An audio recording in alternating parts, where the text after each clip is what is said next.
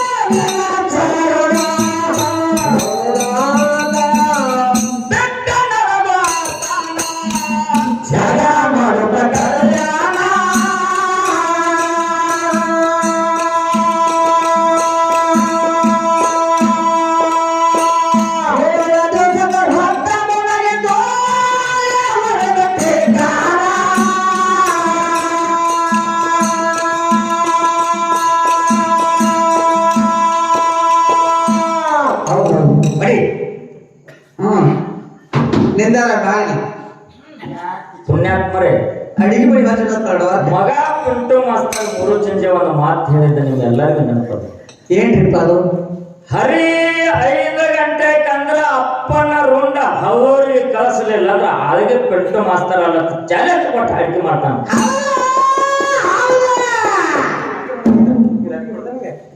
ಮಾತ ಲಟಿಗೆ ಮಾಡೋದು ಹಿಂಗ್ ಮಾಡಿ ಹೇಳ್ಬೇಡ್ರಿ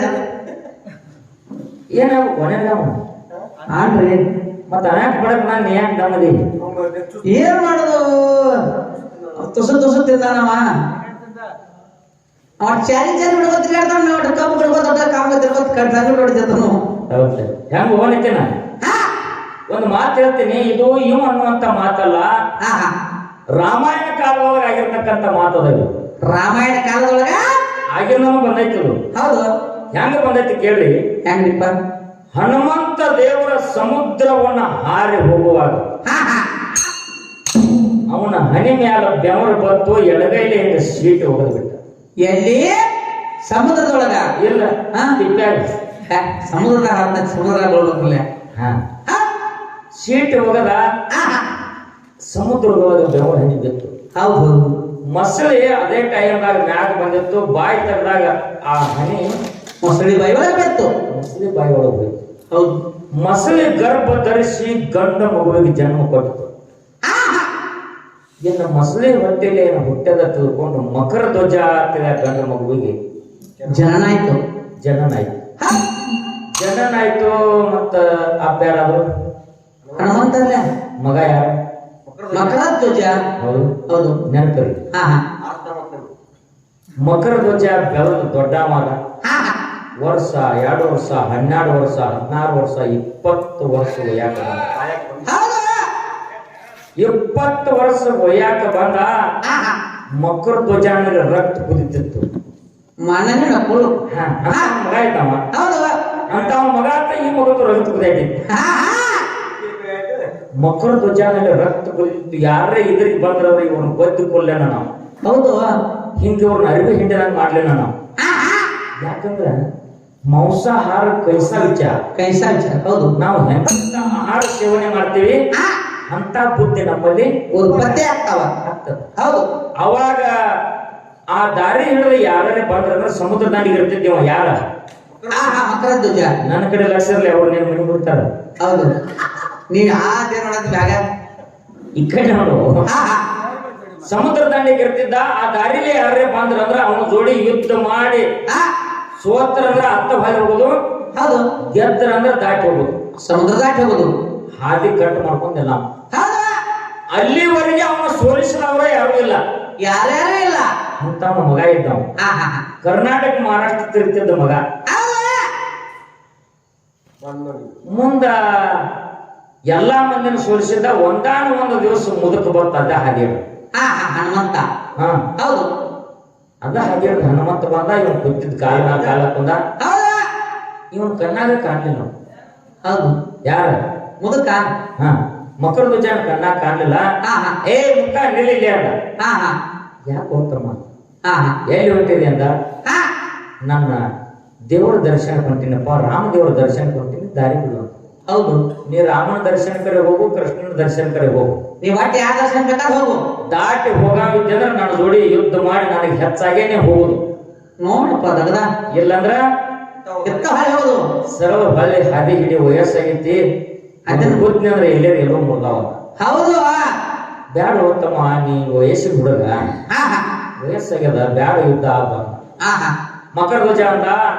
ನಿನ್ನಲ್ಲಿ ತಾಕತ್ತಿತ್ತಂದ್ರ, ಕುಬೆ ಇತ್ತಂದ್ರ, ಸೂರ್ತಾನ್ ಇತ್ತಂದ್ರ ಹೌದು ನಮ್ಮ ಜೋಡಿ ಯುದ್ಧ ಮಾಡಿ ಹೋಗುದು. ನೋಡಪ್ಪ ಜಗಳದು. ಹನುಮಂತ ಅಂದ ಇರ್ಲಿಲ್ಲಪ್ಪ. ಅದಕ್ಕ ಬೆಳಗಿನ 5 ಮಕ್ಕ ತಾವಕಾಗಿದ್ ಮತ್ತೆ ಹನುಮಂತ ಆಯ್ತಪ್ಪ ಅಂದ. ಇಬ್ಬರು ಯುದ್ಧಕ್ಕೆ ನಿತ್ರು. ಅವಾಗ ಹತ್ತು ಭೂಮಿ ಅಲ್ಲೋಲ್ ಕಲ್ಲೋಲ್ ಆಗಾಕತ್ತು. ಹನುಮಂತ ದೇವ್ರು ಎತ್ತಿ ಹಿಂಗ ತಲೆ ಮ್ಯಾಗ ತಗೊಂಡು ಸಮುದ್ರದಲ್ಲಿ ಉಸುಕಿನಾಗ ಅಂಗಾತ ಹೋಗದ ಎದಿ ಮ್ಯಾಗ ಕೊತ್ತ ಮುಟ್ಟಿಗೆ ಮಾಡಿ ಗುಂಬೇಕಿದ್ದ. ಏ ನಿಲ್ಲು ಅಂದ. ನಿಲ್ಲ ಅಂದ. ಯಾಕಂದ ಹನುಮಂತ, ನಾನು ಎಬಿಸಿ ಹೋಗದ ಎದಿ ಮ್ಯಾಗ ಕೊತ್ತ ಮುಟ್ಟಿಗೆ ಮಾಡಿ ಗುಂಬೇಕತ್ತಿ ಮಗನ. ಈ ಟೈಮ್ನಾಗ ನಮ್ಮ ಅಪ್ಪ ಇರ್ಬೇಕಾಗಿತ್ತು, ನಿನ್ನ ಸೂರ್ತಾನ್ ತಿಳಿತಿತ್ತು. ಎದಿ ಮ್ಯಾಗ ಕೂತಾನ ಯಾರ? ಹನುಮಂತ. ಅವ್ರ ಅಪ್ಪ ಕರೆ ಅವ ಗೊತ್ತಿಲ್ಲ. ಅದು ನಮ್ಮ ಅಪ್ಪನದ ಮಗನಿಗೆ ಗೊತ್ತಿಲ್ಲ. ನಿಮ್ಮ ಅಪ್ಪ ಯಾರು? ಅಂಜನಾದೇವಿಯ ಮಗ ಹನುಮಂತ. ಹೌದು. ಸಮುದ್ರ ಹಾರಿದಂತ ಮಾರುತಿ, ಲಂಕಾ ಪಟ್ಟಣಕ್ಕೆ ಬೆಂಕಿ ಹೆಚ್ಚದ ಅವನೇ ನಮ್ಮಪ್ಪ. ಹೌದು. ನನಗೆ ಅವ್ರು ಹುಟ್ಟಿದೆವು ಮಗನ, ನನಗೆ ಅವ್ರು ಹುಟ್ಟಿದೆವು ಅಂದ. ಅವಾಗ ಆ ಟೈಮ್ದಾಗ ಮೊಸಳಿ ಗೊತ್ತು. ನೀ ಸಮುದ್ರವನ್ನ ಹಾರಿ ಹೋಗುವಾಗ ನಿನ್ನ ಬೆವರ ಹನಿಯನ್ನ ಸೇವನೆ ಮಾಡಿ. ಹೌದು. ನಾ ಗರ್ಭದರ್ಶಿನಿ, ಅದೇ ಗರ್ಭದವರು ಹುಟ್ಟದಂತ ಸಂಜಾತ ಇವನೇ ಮಕರ ಧ್ವಜ ನಿಮ್ಮ ಮಗ ಅಂತ ಹೇಳಿದಾಗ, ಅಪ್ಪ ತಂದಿ ಜೋಡಿ ನಾ ಯುದ್ಧ ಮಾಡಿದ ತಪ್ಪಾಯ್ತು ಅಂತ ತಲೆ ಬಾಗಿ ತಂದೆಗೆ ನಮಸ್ಕಾರ ಮಾಡಿದ. ನೀ ಅಲ್ಲ ಮಗನ, ನಿಮ್ಮ ಅವ್ವ ನಿನ್ನ ಕೂಡ ನನ್ನ ಪಾಲಿಗೆ ನಮಸ್ಕಾರ ಮಾಡ. ಯಾಕೆ ಬಂದ ಅಂತ? ಹೌದು. ಹೌದು. ಇನ್ನೊಂದು ಮಲ್ಲಿ ಕೊಡುವ ನೀವು ಹೋಗಿ ಇವು ಹಾಲು ಕೊಡುವ ಹಾಲು ಕಲಿತೀವಿ ಇವು. ಹೌದು. ಪೂಜಿಸಲಂದೆ